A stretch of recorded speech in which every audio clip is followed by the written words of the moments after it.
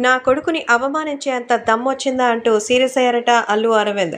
అల్లు అరవింద్‌కి, నాగబాబుకి మధ్య ఇప్పుడు వార్ మొదలైంది. ఎందుకంటే అల్లు అర్జున్ తనకి సపోర్ట్ చేయకపోవడంతో తన తమ్ముడి విషయంలో అలా ప్రవర్తించినందుకు నాగబాబు చాలా సీరియస్ అయ్యారు.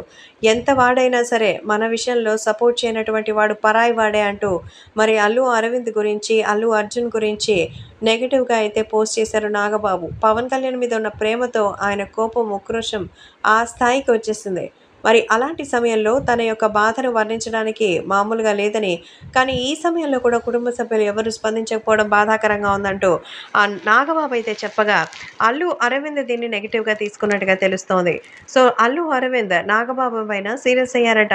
సో, నా కొడుకు ఏమనుకుని ఇలా చేశారనేది అది వాడికే తెలుస్తుంది. పవన్ కళ్యాణ్‌కి ఎప్పుడు నెగెటివ్‌గా అయితే వెళ్లరు. కాకపోతే అక్కడ ఉన్నటువంటి విషయంపై కాస్తంత ఎక్కువగానే ఎంక్వైరీ ఉండడం వల్ల కాస్త దాని గురించి పట్టించుకోవడానికి వచ్చినట్టుగా తెలుస్తోంది. సో, ఏది ఏమైనా అల్లు అరవింద్ మాత్రం నాగబాబు చేసింది తప్పని చెప్తున్నారు. అల్లు అర్జున్ చేసిన తప్పైతే నాగబాబు చేసింది కూడా తప్పే.